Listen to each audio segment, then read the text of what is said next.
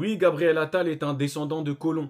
Voici mes sources. Et effectivement, il est aussi descendant de 3 royautés. C'est pas vraiment un homme du peuple, mais c'est un peu le rebranding qu'il a tenté dans son interview avec We Hustle. Enfin, le chairman de We Hustle. Pour ceux qui ne connaissent pas, ce présentateur, le chairman, c'est quelqu'un qui a une émission qui, normalement, rassemble et motive. Une émission du peuple qui met en avant des parcours du peuple, en fait. Que tu sois issu des banlieues ou encore des campagnes. Mais il y a quand même un petit accent qui est mis sur les banlieues. Enfin bref. Déjà, Gabriel Attal, moi, je le vois un peu comme une girouette. Parce que ce monsieur a adhéré d'abord au Parti Socialiste en 2006, notamment pour soutenir Ségolène Royal, et puis a rejoint En Marche, puis La République En Marche, puis la Renaissance depuis 2016-2017. En gros, Emmanuel Macron. Sauf que Macron, il a une politique très particulière. On en a déjà parlé ici. Alors oui, il peut se vendre comme un homme du peuple, mais pas à nous. Puisque dans cette interview que nous allons décrypter rapidement, enfin, on va un peu déborder comme d'hab, on a l'impression qu'il est de notre côté, ou du moins du côté du peuple. Je vous explique tout simplement pourquoi il ne l'est pas. Alors oui, il peut paraître de notre côté sur des points de vue sociétaux, tels que le mariage homosexuel, les droits LGBT, il est pour l'IVG et son inscription dans la Constitution. Bref,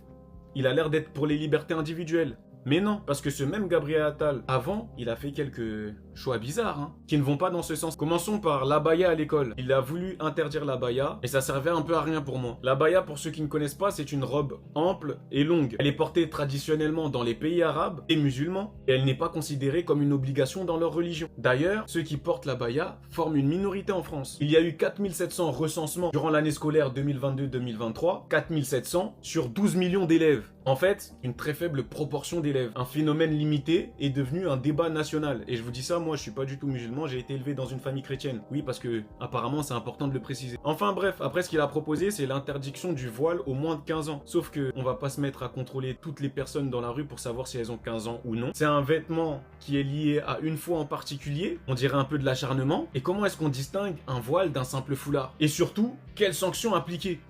J'aimerais bien avoir les réponses. Ensuite, il a toujours dit être pour une immigration plus restrictive qui priorise le travail. Sauf que dans les secteurs en tension en France, les immigrés, ils sont là et ils font le taf. Hôtellerie, bâtiment, restauration, transport. Venez voir un peu à Paris qui travaillent. Et le regroupement familial, c'est que 15% des premiers titres de séjour délivrés chaque année, puisqu'il s'est attaqué à celui-ci. Enfin bref, il n'y a pas que ça qui m'a sauté aux yeux lors de cette interview. Il y a aussi le fait que Gabriel Attal ferme un peu les yeux sur l'entre-soi. L'entre-soi, pour ceux qui ne connaissent pas, c'est le fait de rester en groupe, ensemble, entre personnes assez aisées, dans un certain milieu, un groupe fermé, difficile d'accès, qui leur permet de tenir les rênes en fait jusqu'à maintenant. Quand le chairman lui dit que les écoles ne sont toujours pas aussi faciles d'accès, malgré les dispositifs mis en place, il a l'air de limite nier les faits, alors que c'est une vérité. Certes, il y a de plus en plus de gens issus de différents milieux, que ce soit de la campagne ou de la banlieue dans ces écoles-là, mais ce n'est toujours pas une majorité. Enfin, pour finir, sachez que Gabriel Attal, même les mesures qu'il a prises lorsqu'il était au ministère sous Macron,